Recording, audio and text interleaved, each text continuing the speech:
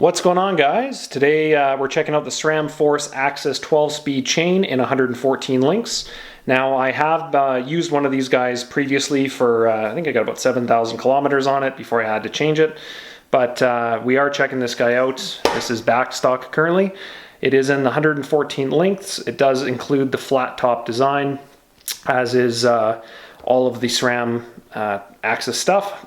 Made in Portugal, solid pin rivets. That's kind of the main thing to take away from this guy. But otherwise, let's crack this guy open and take a look. All right, so we're inside the box now. As you can see, a couple things. One, it versus a SRAM Red, it is pre-lubed, so I'm not going to take this out and make a big mess on my table here, but I will show you some of its features. So they do all come with that quick link, which is awesome. That guy is right here hiding in the middle. They are single use. They can be reused. I have had luck reusing them. You shouldn't.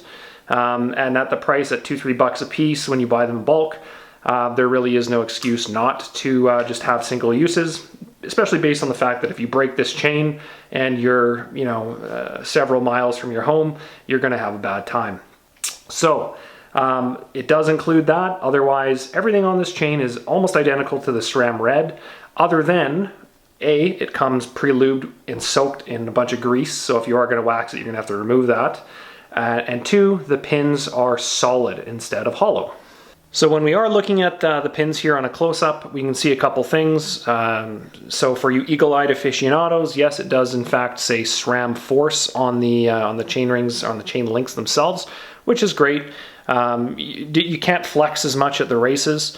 If someone comes up to you and they see that with a magnifying glass, yeah, it sucks, but so be it.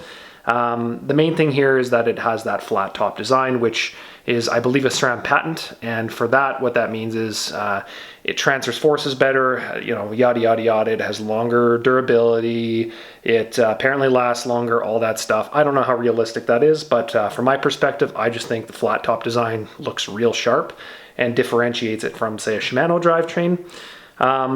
The other thing here, as discussed, those rivets right here. So these pins. These pins are not hollow. So you're adding a few grams per chain. Does it change the durability or how many watts the failure point is? I don't know. Likely they're the same, but you're just looking at half the price of a SRAM Red, and you are getting a solid pin for, don't quote me on this, I'm assuming 20 grams is probably it, maybe 10, nothing too crazy, but that's the main takeaway in that department. So who's this chain for? Well, it's for someone who's looking to get some really good value with top tier performance out of a drivetrain on the SRAM side of things. This is, in fact, like I said, called the Force. So on the Shimano, it would be called their Ultegra. So super, super high performing product at a little bit lower of a price point. In this case, compared to the Red, you're looking at half the price. So for me, based on supply chain issues, I've got both SRAM Red and Force here, and used both as well as Rival, and I can honestly tell you I cannot notice a shifting difference between them or any kind of performance advantage. So if you're looking for weight and a peak wattage type scenario, then sure, go for a Red. If you're looking for longevity, maybe it's on an endurance bike where you're just putting huge miles in, and the high output red lining performance doesn't matter as much, then you know what, the Force is going to be suitable for 80% of the people out there.